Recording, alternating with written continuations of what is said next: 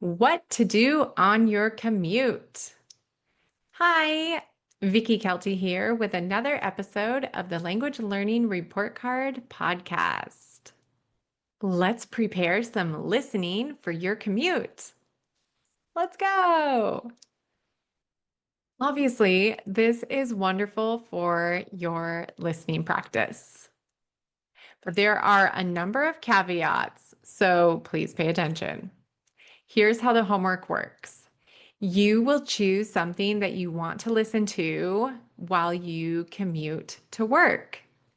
Now, this is a flashback episode because I work online, so I don't need to commute anymore. But in the past, when I did commute and when I was the one who was driving, this is what I would do.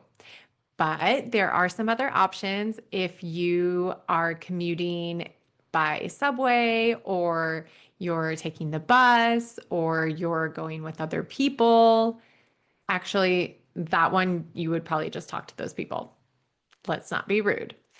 But the option for when you commute and you're driving yourself by yourself, what you can do is have something that you want to listen to.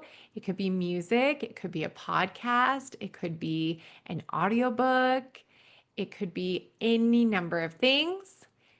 Choose it in advance. That's where it lost some points because you do have to prepare this one. And sometimes we drag our feet on that whole preparation aspect, don't we? If you have something prepared in advance, I had an audiobook, or was it? Yeah, I had a CD-ROM. Yes, back in the CD age. This wasn't that long ago. It's just that our vehicle takes CDs still. So, you know, that's what I used.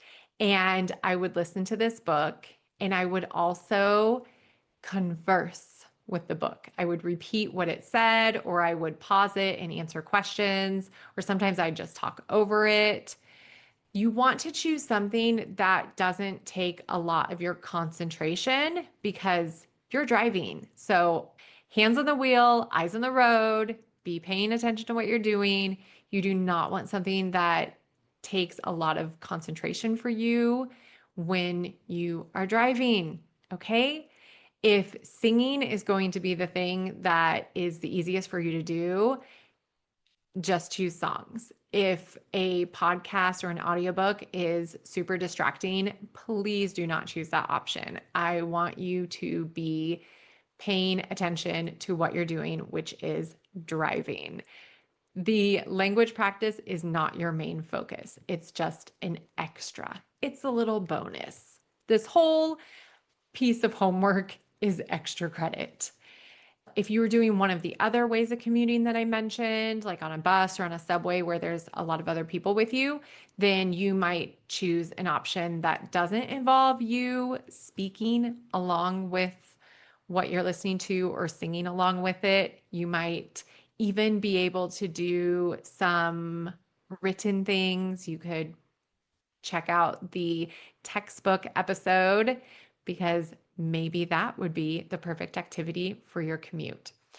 I get a little carsick when I'm writing or reading things, so that would not be the option for me. I would just go for listening or sleeping, which I do realize sleeping is maybe not so productive, but if I dream in English or wait, no, that's my language. If I dream in Spanish or French, hey, there you go.